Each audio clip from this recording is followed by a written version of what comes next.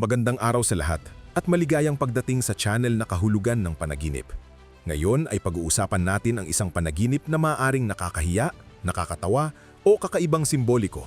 Ano ang ibig sabihin ng managinip tungkol sa flatulensya, pag-utot, gases intestinales o paglabas ng hangin sa tiyan? Managinip na umuutot sa publiko, sinusubukang pigilan ito, malakas o mabahong na utot, pakiramdam ng ginhawa pagkatapos lumabas ang hangin, o kahit makita ang ibang tao na umuutot ay bihirang literal.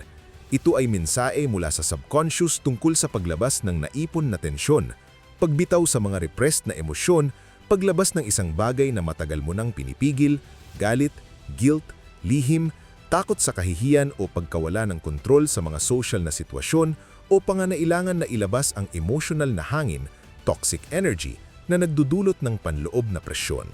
Sa pangkalahatan, ang flatulensya o gases intestinales sa panaginip ay kumakatawan sa paglabas at ginhawa, pag-alis ng hindi na kailangan, emotional na detoxification, paglabag sa social taboos o takot na mapagtawanan dahil sa iyong mga kapintasan.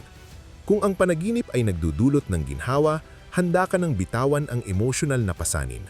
Kung nagdudulot ito ng kahihiyan o hiya, pagkabalisa sa pagpapakita ng tunay na sarili, takot sa pagtanggi ng lipunan o guilt sa pagpapahayag ng natural na pangangailangan ng tao, narito ang tatlong karaniwang sitwasyon.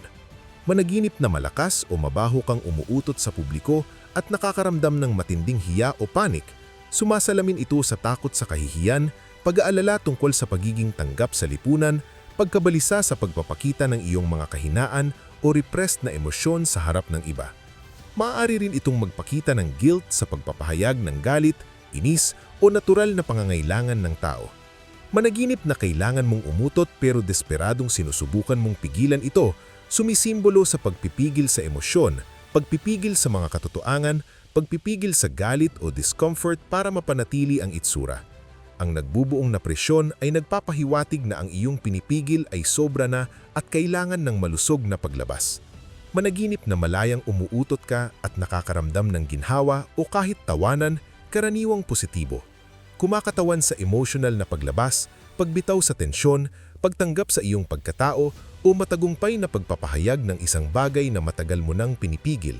Isang panaginip ng kalayaan, pagiging tunay at malusog na emotional na detoxification. Ngayon, para i-interpret ito sa iyong buhay, isara ang iyong mga mata at alalahanin ang pangunahing emosyon. Kahihiyan ba? Ginhawa? Pagkabalisa? O katakawanan? Tanungin ang sariling ng tapat. Anong emotional na hangin, galit, sama ng loob, guilt, hindi nasasabing katotohanan ang matagal mo nang pinipigil?